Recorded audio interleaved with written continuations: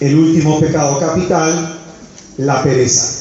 Y utilizamos Mateo capítulo 25, versículos del 14 a los siguientes.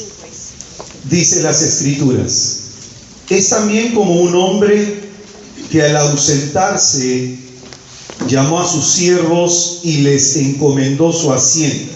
A uno dio 50 talentos, a otro 2 y a otro 1, a cada cual según su capacidad, y se ausentó. Enseguida, el que había recibido 5 talentos se puso a negociar con ellos y ganó otros 5. Igualmente, el que había recibido 2 ganó otros 2.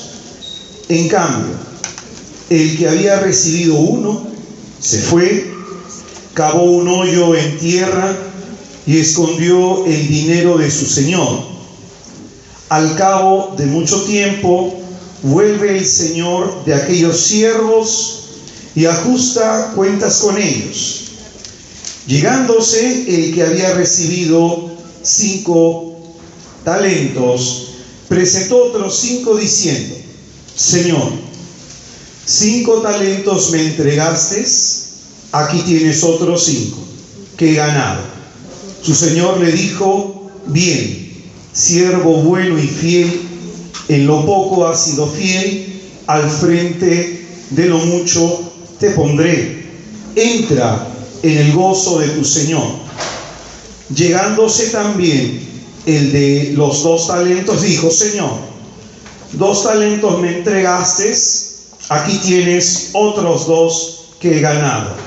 Su señor le dijo: bien, siervo bueno y fiel, en lo poco has sido fiel, al frente de lo mucho te pondré. Entra en el gozo de tu señor. Llegándose también el que había recibido un talento, dijo: Señor, sé que eres un hombre duro, que cosechas donde no sembraste y recoges donde no esparciste. Por eso me dio miedo y fui y escondí en tierra tu talento. Mira, aquí tienes lo que es tuyo. Mas su señor le respondió: siervo malo y perezoso, sabías que yo cosecho donde no sembré y recojo donde no esparcí. Debías pues haber entregado mi dinero a los banqueros, y así al volver yo habría cobrado lo mío con los intereses. Quitadle por tanto el talento y dádselo al que tiene los 10 talentos, porque a todo el que tiene se le dará y le sobrará, pero al que no tiene, aún lo que tiene se le quitará.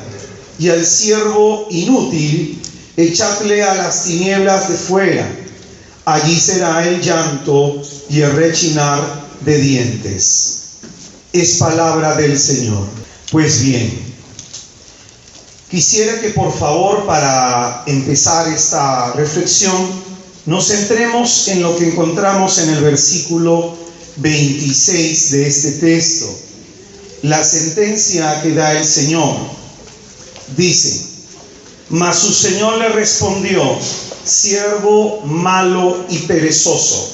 ¿Qué es lo que dijo el Señor? Siervo malo y perezoso. Pues bien, la pereza es un mal que muchas veces no es enfrentado ni es trabajado en nuestra alma, pues simplemente se deja ahí porque se considera que no es de gran importancia trabajar en nuestra pereza, en la ociosidad o en nuestras flojeras.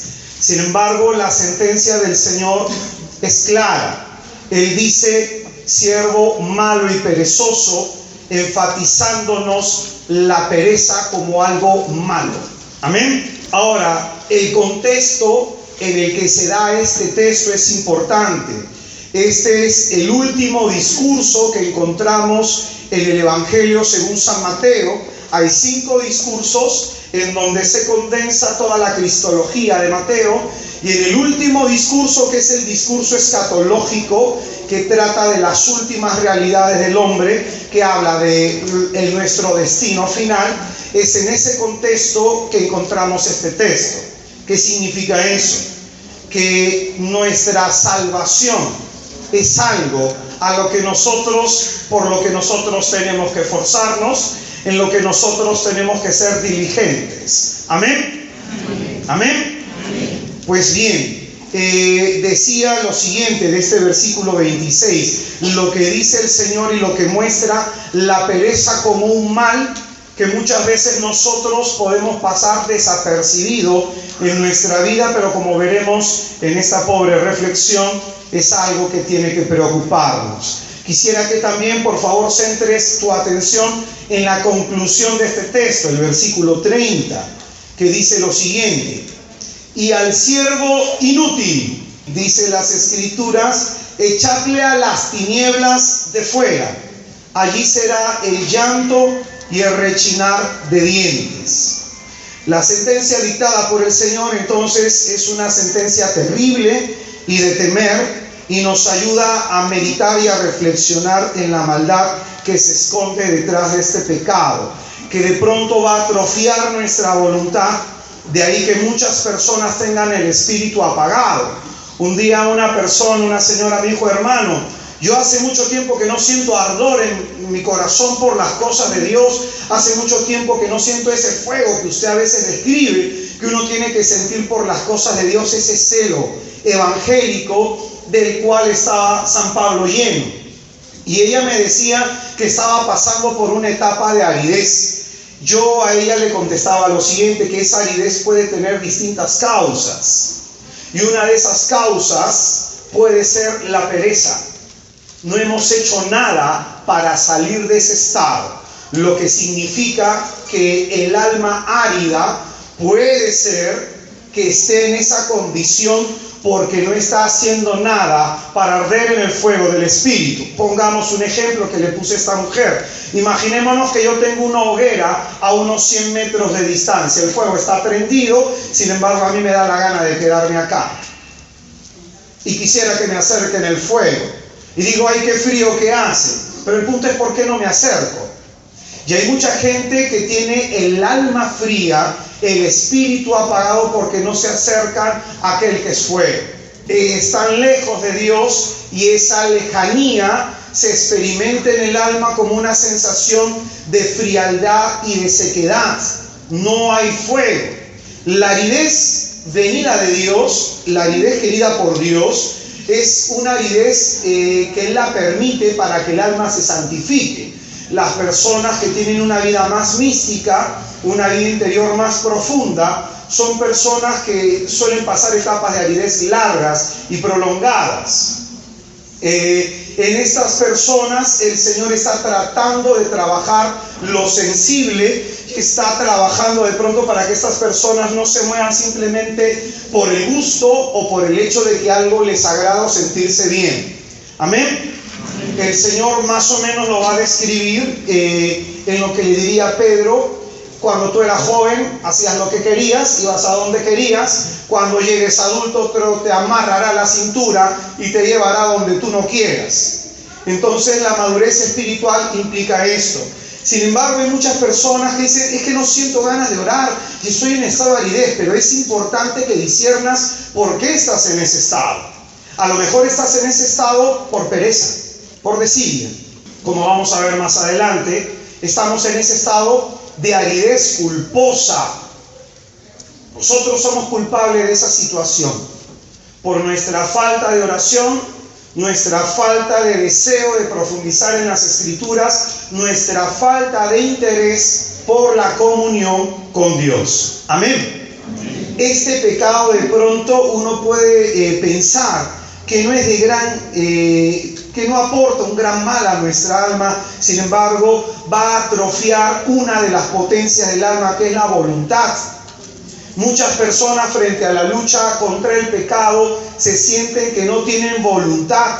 Hay mucha gente que me dice, hermano, es que el diablo me tiene esclavizada y ve más demonios de los que realmente hay. Y en realidad no es el demonio. Significa que esta persona no tiene hábitos. Significa que esta persona no ha trabajado en su voluntad. Significa, siguiendo el orden de los pecados, que esta persona simplemente se ha movido en lo sensual, en lo placentero. Es una persona quizás hedonista que busca el placer por el placer. Y entonces cuando al alma se le tiene que disciplinar, cuando se nos tiene que disciplinar y ejercer disciplina, de pronto esta persona rehúsa eso. Por eso la pereza va a atrofiar la voluntad. Y ojo que cuando el diablo tienta y trabaja en el alma de la persona a través de este pecado capital, lo hace con esta intención: que esta persona, conociendo a Jesucristo, no se esfuerce por saber más de Él, no se esfuerce por conocerle más, ni por adentrarse en el misterio de su voluntad, y de pronto va a terminar siendo un cristiano mediocre.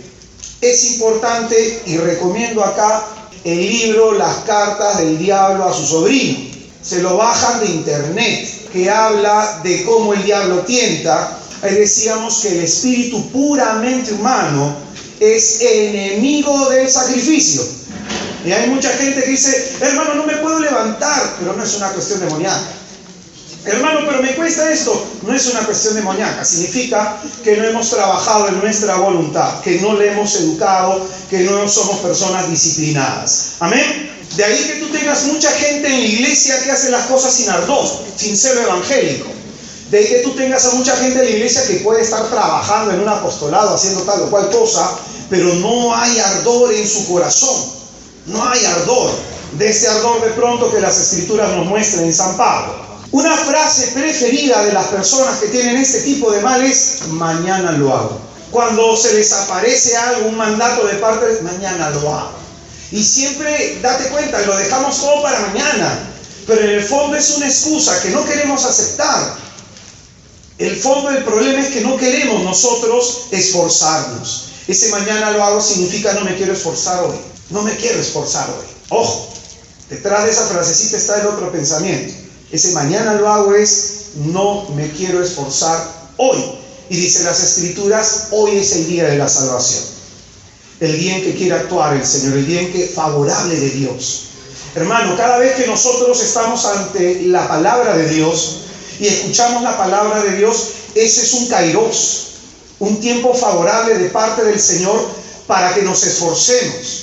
¿Tú crees que el Señor de pronto va a permitir que se predique este tema sin considerar darnos la gracia necesaria para superar este problema? ¿Me dejo entender? Sería absurdo que hablemos de la pereza y Dios no quiera darnos la gracia para superarlo. Pero el punto está en que somos colaboradores en orden a nuestra salvación. Cuando se habla de la salvación es importante comprender esto, y esto se habla en la teología, sobre todo cuando se habla de la realidad última del hombre, que es la muerte. Se habla de dos tipos de salvación: la salvación objetiva y la salvación subjetiva. Cuando se habla de salvación objetiva, es la salvación ganada por Jesucristo para todos los hombres. Tomando el texto de Timoteo, Dios quiere que todos los hombres se salven. Y tomando el texto de Ezequiel, Dios no quiere que el pecador se condene. Pero ¿por qué hay pecadores que se van a condenar? La salvación objetiva significa Dios a todos nos da la posibilidad de salvación, y la salvación subjetiva significa cuánto yo he colaborado con Él. Entonces hay personas que se van a merecer su condenación por la falta de colaboración con esa salvación ganada para todos por Cristo en la cruz. Amén. ¿Cuánta gente se echa a perder por esta razón, por este tipo de pecado? Gente que, como dice el Evangelio, se vuelve inútil. Y hay gente, escucha bien esto, que este es el problema del ser inútil. Gente que es incapaz de hacer algo por sí mismo. Gente incapaz de hacer algo por sí mismo. Hay gente que no trabaja y no le genera un cargo de conciencia. Hay gente que no estudia y no le genera un cargo de conciencia. Hay gente que no hace cosas productivas con su vida. Su vida es como un muelle. Esperan que las cosas lleguen nada más. Simplemente como un muelle, esperan que las cosas lleguen. O hay gente que pudiendo trabajar, su conformismo le ha llevado a no aspirar a algo más. Por ejemplo, ese es el pecado de aquellas personas que dejan todo a la mitad. De aquellas personas que empezaron una carrera y no la terminaron. De aquellas personas que empezaron una carrera, la terminaron y no han sacado el título. O no buscan una licenciatura, una maestría, un doctorado. De aquellas personas que de pronto se conforman con lo que tienen. Dios no quiere más para nosotros, pero invita a que nos contentemos, que vivamos alegres con lo que tenemos, pero sin embargo ten la seguridad que Dios quiere mucho más de lo que tú puedas tener ahorita. El punto está que ese querer de Dios no se va a realizar en la medida que nosotros no colaboremos. Por ejemplo, hay gente que le puede decir: Señor, te pido que me ayudes económicamente a superar mis deudas. Sí, pero ¿cómo andas en tu trabajo? Un día, y pongo este ejemplo, una persona me dijo que quería acabar sus estudios, tenía un problema económico, y yo le dije: oye, vende acá pan con pollo, pan con esto, pan con lo otro. Lo hizo un día, 2 días, 3 días, y después le dio flojera. Y me dejó entender. Es decir, Dios abre puertas, nos da oportunidades, pero nosotros decidimos no entrar. Y decidimos quedarnos en donde estamos. ¿Cuánta gente acá ha estudiado algo y no lo ha terminado? ¿Cuánta gente acá dice: ya soy muy viejo para seguir estudiando? Pero mira, hay muchas personas que lamentablemente han estropeado su vida y la hacen inútil. Y acá, ojo, los papás. ¿Cuántos papás les están destruyendo la vida a sus hijos? Este pecado viene de casa muchas veces. Por ejemplo, no laves la ropa. Tu hijo todavía tiene 25, 30 años y le lavas la ropa. Tu hijo se siente mal, tu hija se siente mal, ¿qué haces? Le llevas la comida a la cama. Tu hijo ya trabaja y no pone cosas no paga en la casa lo que tiene que pagar. Yo he visto un montón de casos así, Gente en cantidad: hermano, ¿qué hago con mi hijo? No él quiere trabajar. ¿Qué hago con mi hijo? Es un flojo, verme hasta las 11 de la mañana. Y ya cuando hablamos de una persona de más de 23 años de edad, que es preocupante. Y hay muchos padres que de pronto hacen inútiles a sus hijos. ¿Y por qué? Yo de pronto, hay muchos padres que van a estar en contra de lo que voy a decir, pero si tu hijo tiene 25 años y vive contigo todavía, le está generando un problema. Yo pienso que ya lo deberías botar de tu casa. Porque ten la seguridad que hasta se va a casar y te va a llevar a la persona. Con respeto a los que están viviendo en la casa de algún familiar. No se vayan a amargar, pero es la verdad. Tú quieres que tu mamá no se meta con tu esposa en qué hacer o qué no hacer en la casa, sácala de tu casa, pues, varón. Si tú quieres que tu mamá no se meta en tu matrimonio, ¿para qué vives en la casa de tu madre? Es su casa, su terreno. Ya ha vivido por tiempo ahí y viceversa. Entonces, ese es el problema en perezoso. Y muchos padres acostumbran a eso a sus hijos. Un día una señora estaba conversando con ella en su salita y subía a la empleada y le llevaba el desayuno. Después subía a la empleada y le llevaba el almuerzo. Y le bajaba los servicios. Y yo le dije: ¿y quién le lava a tu hija? Tiene como 25 años de edad, hija única. Le dije: ¿quién le lava la ropa? No, se la lavo yo porque ella trabaja. Ah, ya, entonces ella debe aportar bien a la casa. No, porque no es necesario. Entonces fíjate, yo a esta madre le dije: estás criando un inútil.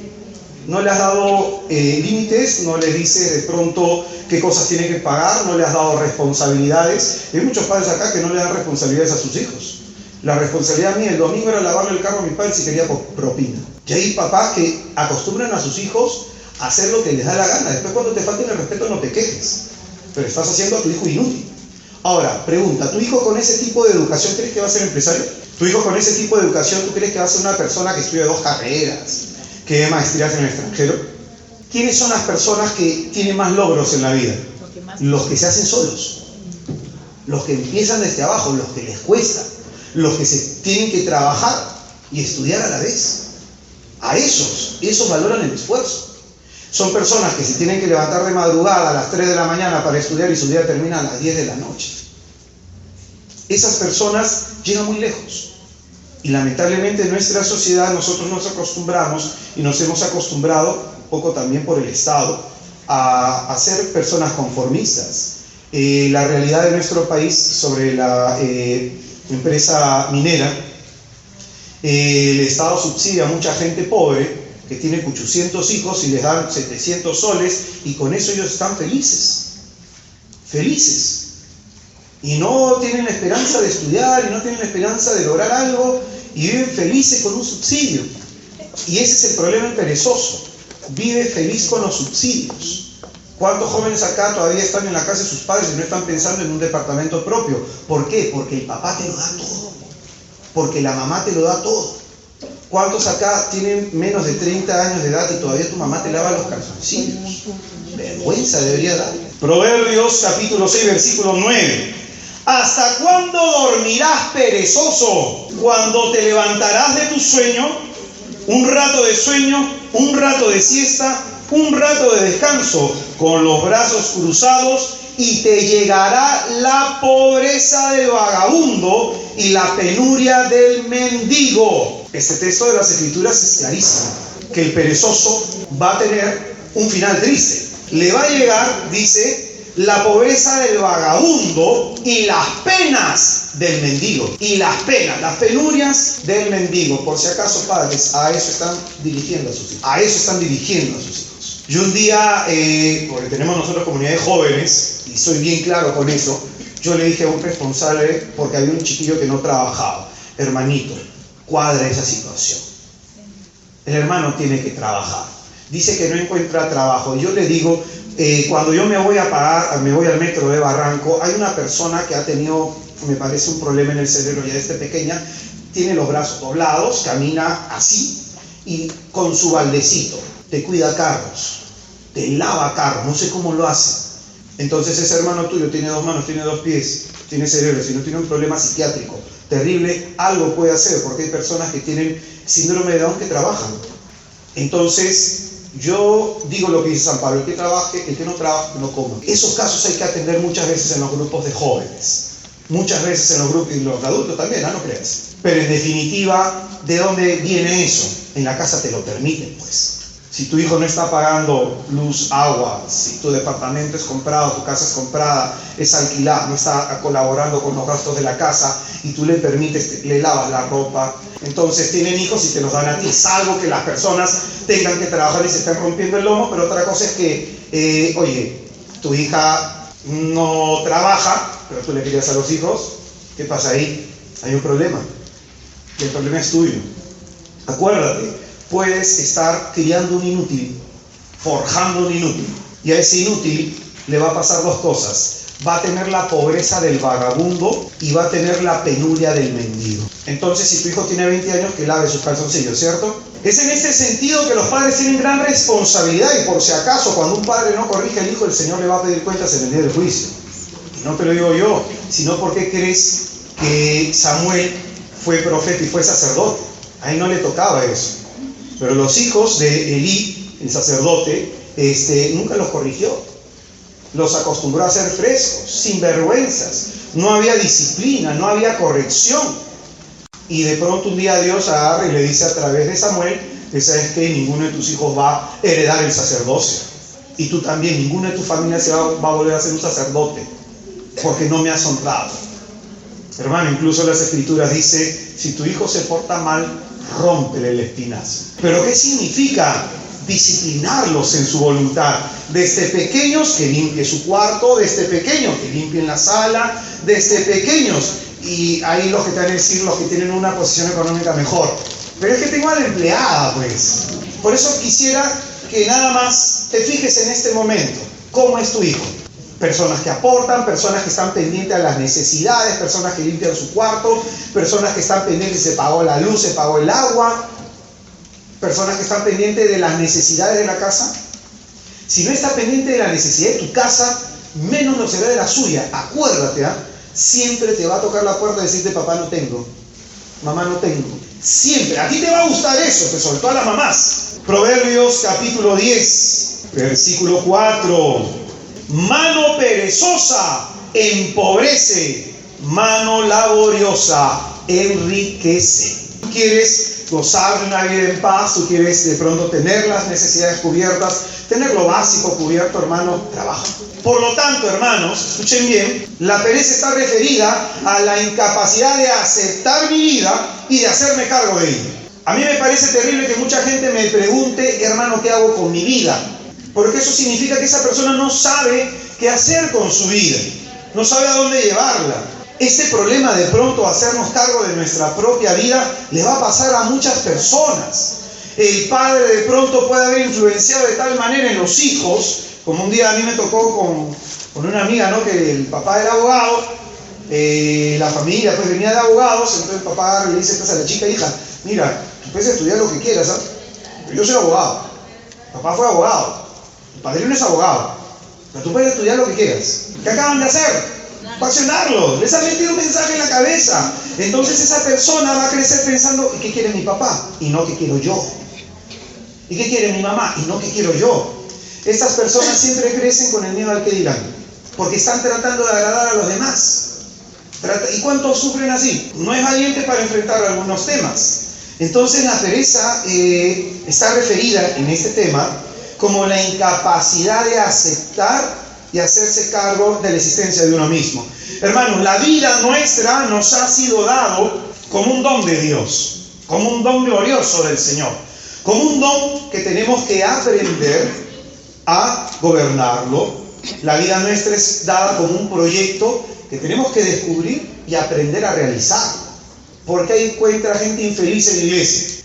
Porque no hay alguien de pronto que les haga felices.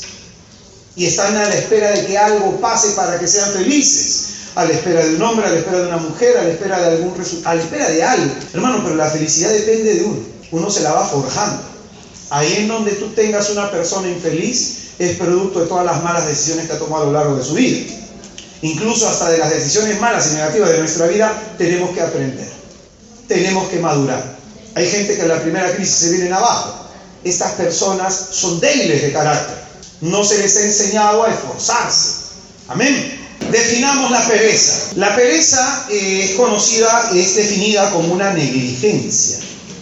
Es un tedio o descuido en las cosas que estamos obligados a hacer. Es un tedio, es un descuido, es un desinterés por las cosas que estamos obligados a hacer. Es decir, nuestra vida es nuestra y nosotros estamos obligados a llevarla a buen término, a esforzarnos para lograr objetivos, a esforzarnos por alcanzar nuestra meta. Se dice de la pereza que es una cuestión de flojedad, descuido o tardanza en las acciones o movimientos del alma.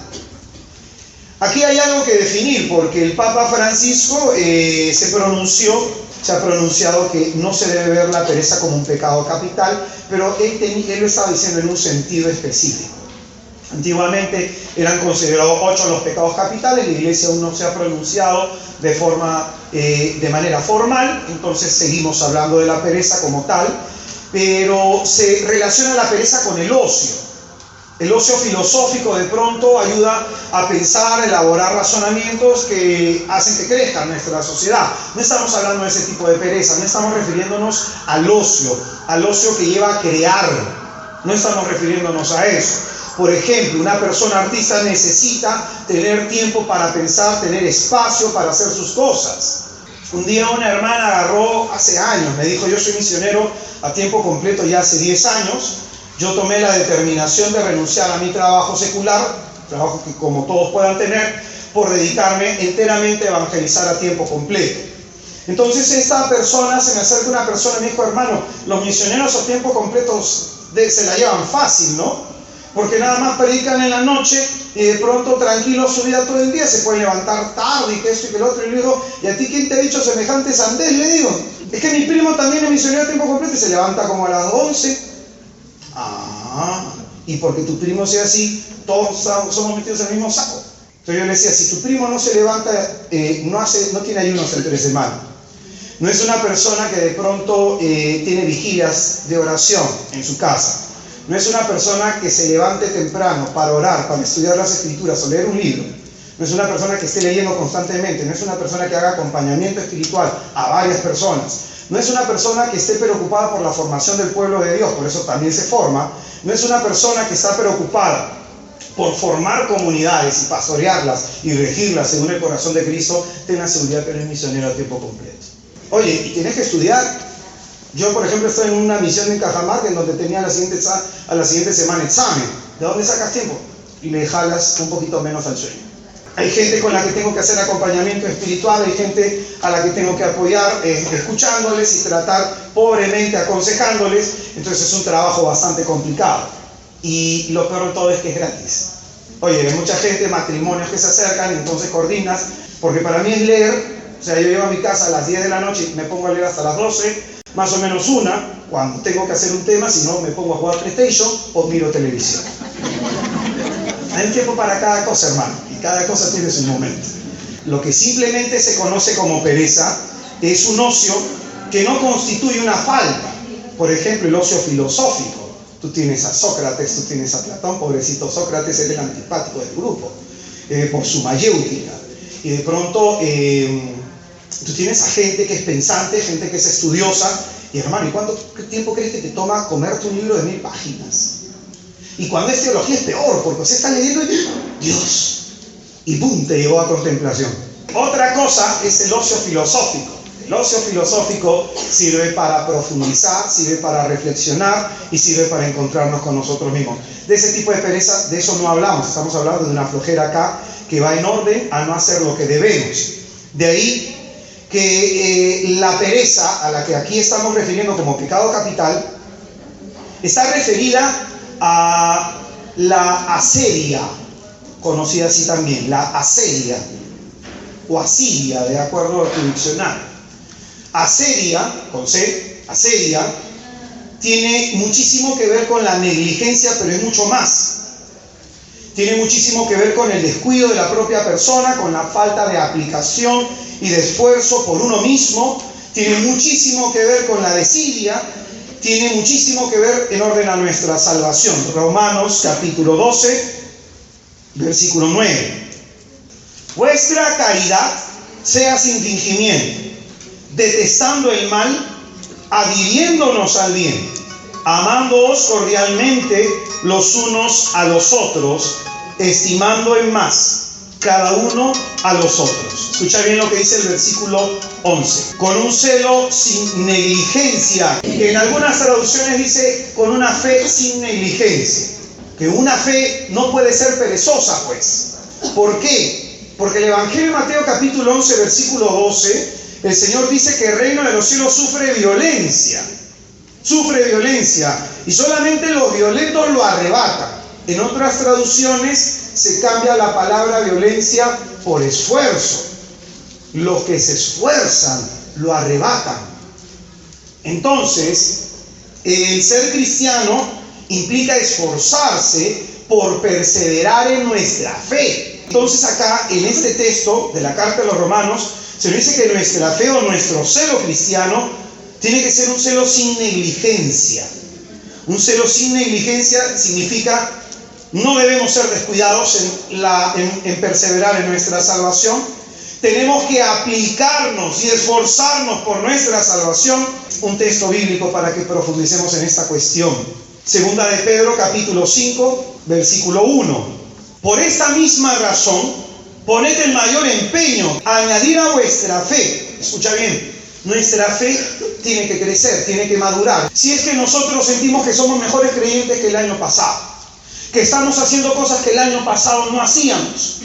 Si es así, estás creciendo. Si tú sientes que no, estás estancado. Y ese estancamiento no es porque Dios no quiera darte una gracia mayor a la que ahora te da. Ese estancamiento significa que nosotros no hacemos nada para ganarnos esa gracia mayor. Acá va a decir lo siguiente: aquellos cristianos que están 5 años, 2 años en su comunidad y se conforman con no orar, y se conforman con no leer la Biblia, y se conforman con ir a la misa solamente el domingo, pregúntense a quién siguen. Porque Jesucristo nuestro Señor dijo: niégate a ti mismo, carga tu cruz y sígueme. Jesucristo nuestro Señor dijo que hay que esforzarnos. Amén. Si tú estás algún tiempo en tu comunidad y no sientes hambre de oración, y si te conformas con la misa solamente el domingo, y te conformas con oír la palabra de Dios cuando te predican, y no hay un cuestionamiento interior de leer, de orar o de ir a misa diaria, no hay un cuestionamiento interior de evangelizar, hermano, significa que el Espíritu está apagado en ti. Amén. Por eso acá dice lo siguiente: a tu fe, agrégale lo siguiente, escucha bien, A vuestra fe agréguenle la virtud, a la virtud el conocimiento, al conocimiento la templanza, a la templanza la paciencia activa, a la paciencia activa la piedad, a la piedad el amor fraterno, al amor fraterno la caridad. Pues estas cosas, si las tenéis en abundancia, no solo si las tenéis, sino en abundancia, no os dejarán inactivos ni estériles para el conocimiento perfecto de nuestro Señor Jesucristo. Quien no las tenga es ciego y corto de vista. Ha echado al olvido la purificación de sus pecados. Este versículo es crucial, el versículo 10. Por lo tanto, hermanos, acá se está utilizando una palabra lógica, por lo tanto, se nos va a hablar lo que es clave en este texto. Por lo tanto, hermanos, poned el mayor empeño en afianzar vuestra vocación y vuestra elección. Miren lo que dice San Pedro, cabeza de la iglesia. Dice que tenemos que poner el mayor empeño en afianzar, en asegurar nuestra salvación. ¿Por qué? Podemos perder nuestra salvación. Llamados a ser salvos, podemos condenarnos. Habiendo nosotros quizás predicado, habiendo nosotros quizás hecho alguna obra apostólica o social, podemos condenarnos. Creyéndonos que somos personas buenas porque vamos a misa el día domingo y ni siquiera reflexionamos qué se habló en el Evangelio, o creyéndonos personas buenas porque estamos en un grupo de oración o en alguna comunidad. Hermanos, escucha bien lo que te voy a decir. El cielo no simplemente se nos ha dado como herencia. Para entrar al cielo hay que conquistarlo. Hay que ganárnoslo. Amén. El cielo no es simplemente heredad nuestra. El cielo se conquista y se gana con esfuerzo. Entonces este texto de 2 de Pedro capítulo 1 versículo 10, 2 de Pedro capítulo 1 versículo 10 dice: poner el mayor empeño. Es decir, cada día te tienes que esforzar más. Cada día te tienes que esforzar más. Cada día tienes que trabajar más en tu conversión. Cada día tienes que lograr más cosas en la vida espiritual. No seas conformista. Porque el Señor, ¿qué va a decir de los perezosos? Siervo malo, siervo inútil. Todo aquello que dejamos de hacer y que puede, escucha bien, todo aquello que dejamos de hacer y que puede ser beneficioso para nuestra salvación, y lo dejamos de hacer por pereza, por asedia, se vuelve un mal para el alma. Y es por eso que hablamos nosotros que pecamos de pensamiento, pecamos de palabra, pecamos de obra y de qué más. Mucha gente no confiesa eso. Un día un sacerdote, amigo mío, un doctor en teología, le comenté algo que yo había escuchado de un hijo espiritual.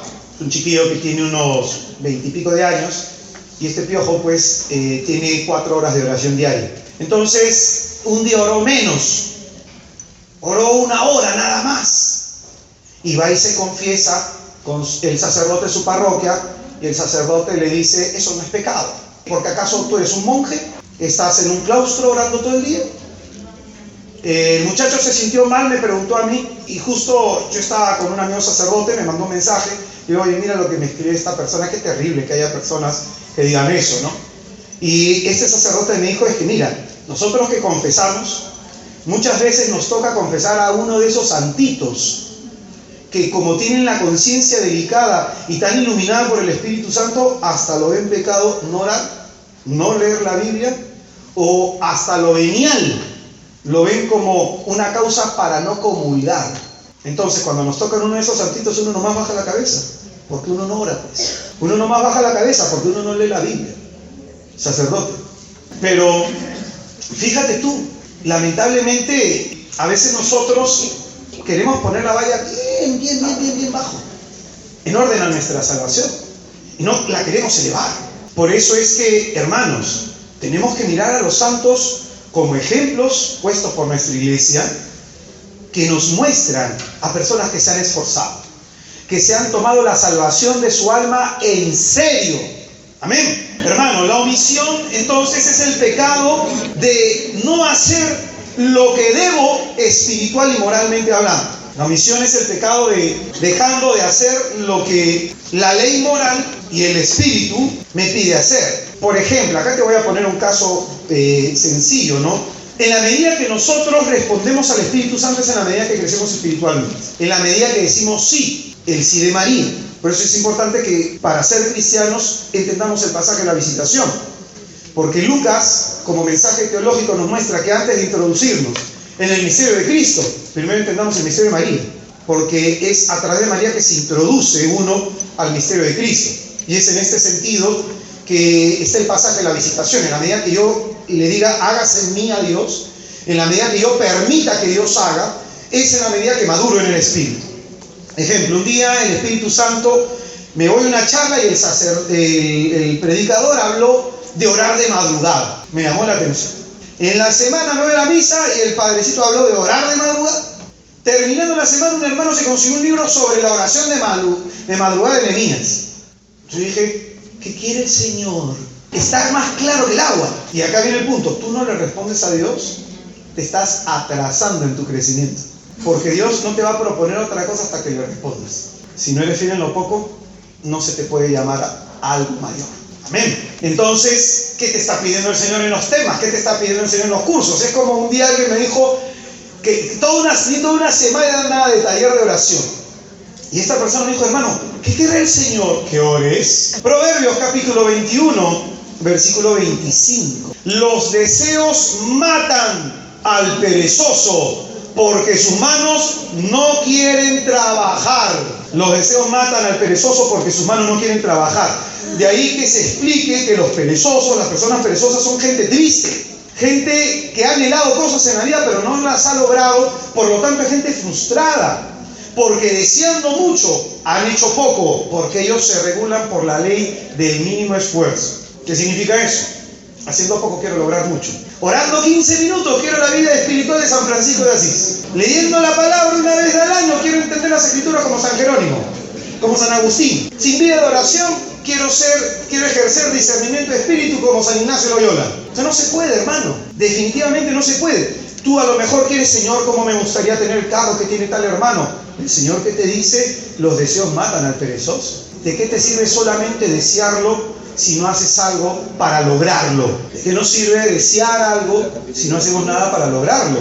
De ahí que muchas veces en las prédicas yo suelo decir, a nuestra oración le tiene que acompañar la acción consecuente a lo que oramos. Como por ejemplo, tú pides por la conversión de tu familia, consecuentemente a lo que estás orando, ¿qué estás haciendo? ¿Le gritas a tus hijos? Pues tu oración no sirvió de nada. Si de pronto tú quieres lograr algo, lograr de pronto mayor conocimiento, un mayor poder adquisitivo, quieres ayudar a más gente, pero yo a mis hermanos del movimiento, yo les digo, hermano, con buenos deseos no se llega lejos.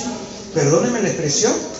Con buenos deseos no se llega lejos. Hace falta conocimiento. Yo en el movimiento le digo a muchos hermanos, hay muy buenos líderes, pero un líder con poca formación, ¿de qué sirve? ¿A quién lidera? ¿Cómo guía almas? Yo en la universidad tengo un amigo, un hijo espiritual que Dios mediante va a ser sacerdote. Es un chiquillo de unos 20 y pico de años, que este muchachito, aparte de los 9 cursos que tenemos en la universidad, se da tiempo para leer más libros. Nosotros más o menos en la universidad, al menos en bachillerato, se leen como mínimo unas 1000 páginas, como mínimo, con los profesores más flojos. O los más bravos te dejan tomos así, sin trabajos y sin todo lo demás. Y este muchacho se está devorando un libro de dirección espiritual de unas 400 páginas. ¿Y cómo me habla?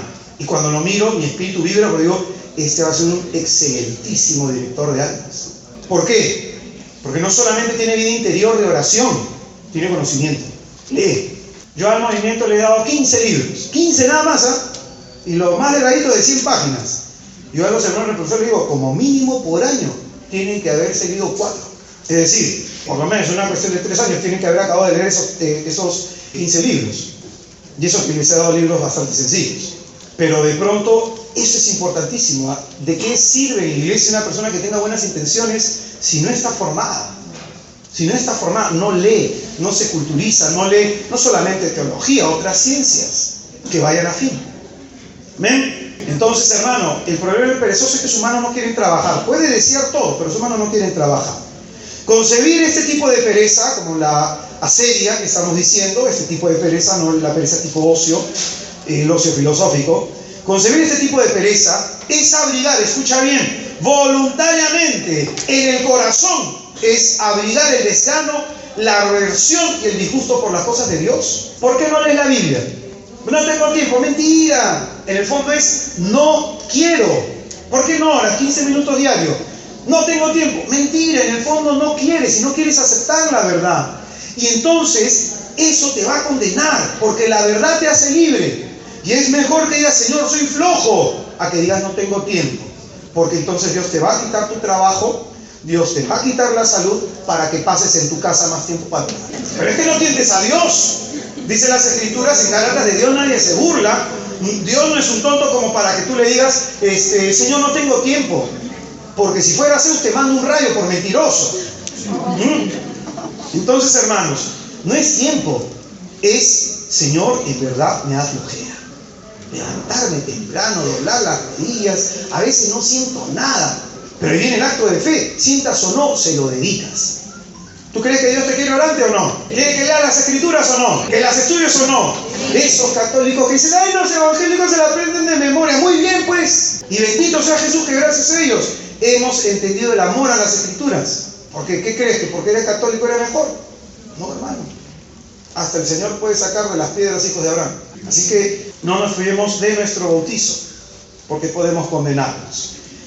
Si no luchamos contra el pecado, si no nos esforzamos contra nuestros males, si no buscamos confesarnos, inmediatamente caemos en pecado, si no hacemos lo que moralmente debemos hacer para crecer, hermano, eso se llama pecado de omisión. Esa es la asedia, esa es la pereza de la que estamos hablando. Mateo capítulo 7, en el versículo 13, dice que ancho es el camino que lleva a la perdición. Muchos van por él. Y angosto es el camino que lleva a la salvación, y son pocos los que dan con él. Amén. Mateo 7:13. Mateo capítulo 7, versículo 13. Las dos puertas, la parábola de las dos puertas, de los dos caminos. El camino ancho de la perdición y el camino angosto de la salvación.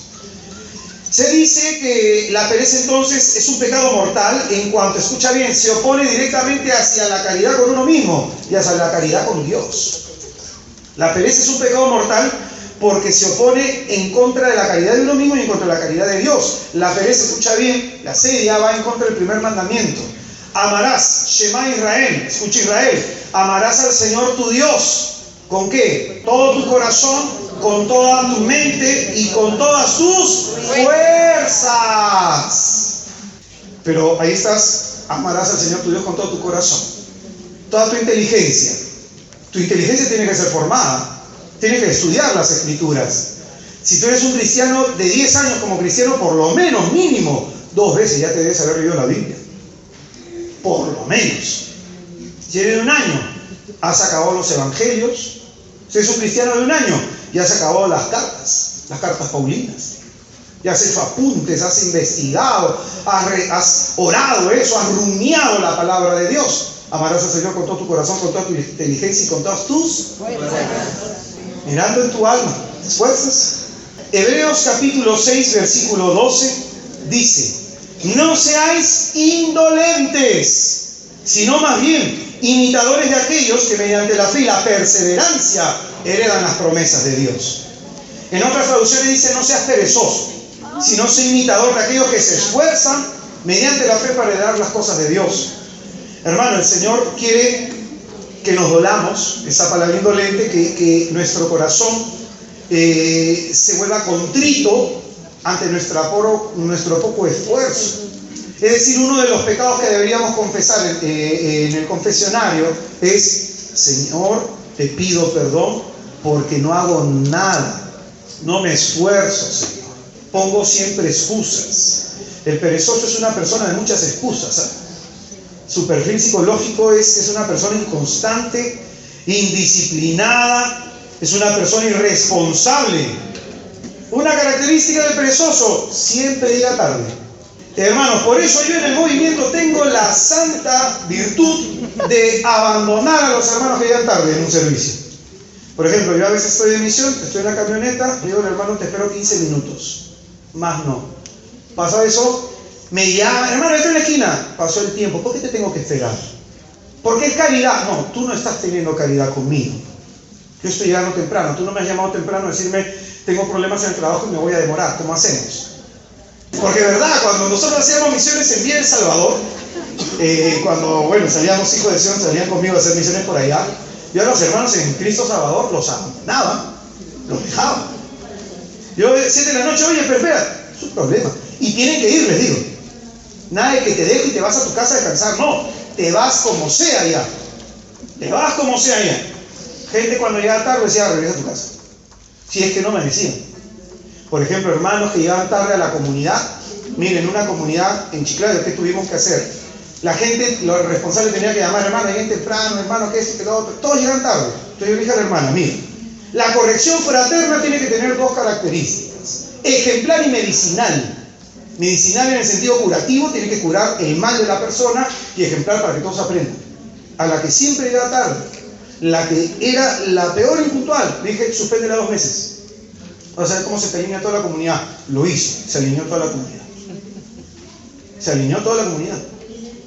Pero si tú ves, si la gente ve que a ti te tiembla la mano, que a ti te gusta de pronto que todos lleguen a tiempo, como el papá que espera que todos los hijos estén en la mesa, no, la hora es la hora. O aprendes o no aprendes. Y para aprender, hermano, es muy sencillo, hay que disciplinar. Uy, la gente, yo abandonaba gente hasta para las misiones del interior, ¿eh? Y le decía, hermanos, a las 5 de la mañana en tal lugar. Yo llegaba, esperaba 5:30, de madrugada, de pronto no llegaban, me iban. Hasta solo me he dado misiones. Hasta solo he dado retiros. Un hermanito, discúlpeme, no le necesito. Necesito acá en verdad gente comprometida. Ahora tú dirás, ¿qué ladilla es estar trabajando con el hermano? Qué complicado debe ser trabajar con él. No, hermano, en verdad que no, soy alegre. Pero entiende mi papel de formador, pues. No soy solo predicador, yo soy formador. Y eso es lo que mucha gente que no entiende. Que como me ve predicando piensa que esa es la función principal. No, yo soy formador. A mí me toca disciplinar a las personas, generar aquellas cosas que no tienen, hacerlos mejores de lo que son ahora. Y de pronto hay muchas veces que hay que ser disciplinado en eso, pues. Otra característica de las personas que son perezosas, les gusta la comodidad. Entonces tú sácalo de su zona de confort. Domingo, jornada a las 8 de la mañana, ¡no! Son personas pesimistas, negativas. ¿Para qué me voy a esforzar? ¿Para qué voy a hacer esto? ¿Para qué voy a hacer aquello? Siempre a todos le andan poniendo un pero. Les encanta dormir. Se suelen excusar. O sea, ponen 30.000 excusas. ¿Por qué no llegaste tarde? Es que siempre tienen una excusa, ¿te has fijado? Son personas que no realizan algo que deben, tienen siempre ese problema, esperan que los demás lo hagan todo. Por ejemplo, ¿no? Son las personas que cuando se va a almorzar, esperan que la mesa esté servida. Cuando de pronto van a la comunidad y saben que hay que acomodar 200 sillas, entonces esperan que estén acomodadas. Son personas que siempre llegan al último para hacer menos. Y son personas que de pronto tú le dices, hermanito, o sea, están todos trabajando como hormigas, ¿no? El otro fue cargando 80 sillas en la espalda y tú lo ves ahí. Que te ven que tú que sudas, ¿no? ¿Quieres que te ayude? No, y todavía cuando tú le dices, ¿puedes hacer esto? Lo hace. Una vez que lo terminan, ¿qué hacen? Se quedan bien tranquilitos. Ya cumplí. Pero ven que hay trabajo. Solamente son unifuncionales, pues hacen una cosa nomás. Por eso son personas que esperan que los demás les hagan todo, pues. Les hagan todo. Por eso nunca, en las comunidades que nosotros tenemos, yo a los responsables les digo, nunca tengas un hermano sin hacer algo. Porque un hermano que esté sin hacer algo, te va a malear a los demás. Porque los demás con envidia lo van a ver y este porque tiene corona, porque no hace nada. No, es que yo tengo trabajo, es que yo estoy enfermo, es que yo tengo esto, es que yo tengo... No, todos tienen que hacer algo. Y todos tienen que trabajar por igual. Algunos trabajaremos más, pero todos tienen que esforzarse, porque si no, genera división en la comunidad. A todos tienen que darle trabajo. A todos. Amén. Y este pecado capital, más que generar o engendrar otros pecados, es la causa por la que no se sale de los otros pecados. Es la causa por la que no se supera el orgullo. Es la causa por la que no se supera la lujuria, es la causa por la que no se supera la gula, todos los otros pecados. Este tema impide en verdad que nos esforcemos y que busquemos ser santos. Por eso la virtud que se tiene que trabajar acá en la diligencia. Proverbios 13:4, con esto termino. El perezoso apetece y su deseo no se cumple. El deseo del diligente queda satisfecho. Este texto nos va a mostrar una comparación entre el perezoso, que puede desear algo, pero sus sueños no se hacen realidad, porque no trabaja en orden a ello. En cambio, la persona diligente, que es una persona que se esmera, que es una persona que trabaja, que ejecuta aquellas cosas que se ha propuesto, el diligente se satisface. ¿Por qué? Porque ve realizarse los sueños suyos, porque ha trabajado por ellos. Y hermano, no hay nada más satisfactorio que de pronto haberte esforzado y haber logrado lo que tú te proponías. Yo de pronto tuve un curso que el profesor me hizo sudar frío, hermano. Frío, ya cuando le veo al profesor ya me da cosita, ya, porque jalaba, entré en bachillerato, me jaló para aquí, me jaló para allá, me mandaba sustitutorio, me mandaba rogatorios, a todo me mandaba el profesor. Un día tomé un examen y casi me dio un infarto porque era en latín, en griego y en hebreo, y yo con la justa manejaba y dije, ¡ah! De ese saqué 17. De los otros que sí manejaba saqué 14, pero de ese saqué 17. Y yo veo mi 17, hermano, y es un glorioso 20. Y me tomó oral todavía. En fin, el perezoso apetece y su deseo no se cumple. El deseo del diligente queda satisfecho. Hermano, el Señor quiere colaborar en orden a tus sueños, pero necesitamos esforzarnos. Necesitamos esforzarnos. La seria es una tristeza en el alma. Según las Escrituras, es un tipo de tristeza que hace que simplemente no hagamos nada. No hagamos nada. Por eso tenemos que sacudirnos eso, hermano, y generar disciplina. Levántate a orar. Algo que el Espíritu te pide y te cuesta hacer. Ayuna. Hay actitudes que cambiar, hábitos que cambiar. El dormir hasta tarde, el estar esperando que los demás nos hagan las cosas. Entonces, la diligencia es el esmero y el cuidado que se pone para la ejecución de algo. Es el esfuerzo que se pone para la ejecución de algo. Y Dios quiere que nos esforcemos, y sobre todo para amarle. Como le decía una persona, Dios se pone triste cuando no oras, hermano. Dios se pone triste cuando no leen las Escrituras, porque dirán, le importa. Si no hay gestos ni muestras de amor, imagínate Dios hablando en un lenguaje humano. ¿Cómo sabe que para Él, para nosotros es importante? ¿O nada más nos interesa ser nosotros importantes para Él? Si eso pasara, significaría que nuestra relación es simplemente por conveniencia, y no es una relación basada en el amor. Oye, yo quiero agradar a Dios, ¿tú? Yo creo que sí. Al estar acá decíamos eso. Pero hagamos más cositas, pues. No solamente que el Señor mire nuestro corazón, sino que mire nuestras obras, y que nuestras obras sean una consagración a Él, una dedicación de nuestro amor, que, como se suele decir, que nuestras acciones sean la extensión de nuestras alabanzas. Amén. Entonces, hermanos, vamos a ponernos en pie para hacer la última oración. Te pedimos, Padre, en el nombre de Jesús, que derrames tu Espíritu Santo sobre nosotros en esta santa noche, para que podamos sanar de todos nuestros males. Oh Dios bendito, queremos renunciar en el nombre de Jesús al orgullo, a la soberbia, esa mirada altiva que a veces solemos tener, Señor. Queremos renunciar, Señor, a la codicia. Queremos renunciar, oh Dios bendito, a la envidia. Queremos renunciar, Señor, a la ira. Queremos renunciar, Señor, a la lujuria, a la gula y a la pereza.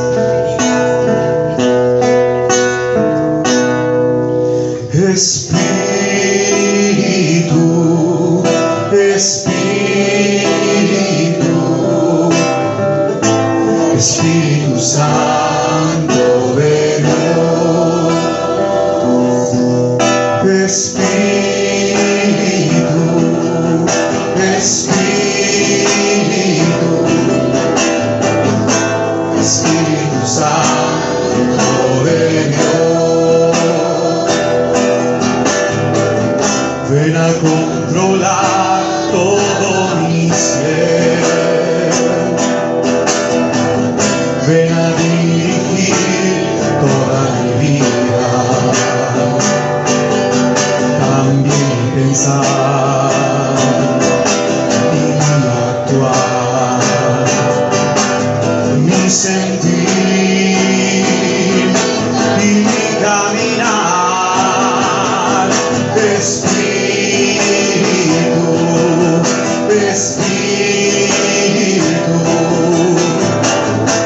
Espíritu Santo de Dios,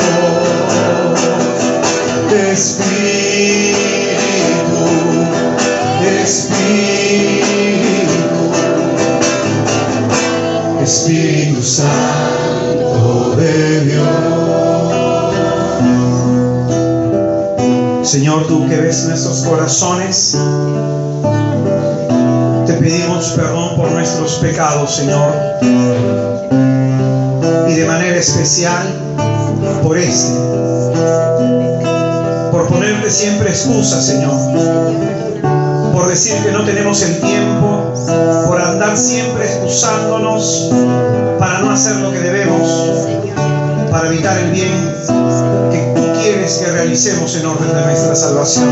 Señor, ayúdanos a dejar la mediocridad que gobierna nuestra mente y corazón. Ayúdanos, Señor, a hacernos santa violencia para ganar el cielo prometido. Ayúdanos, Señor, a ser santos, a llevar una vida agradable a ti, Señor.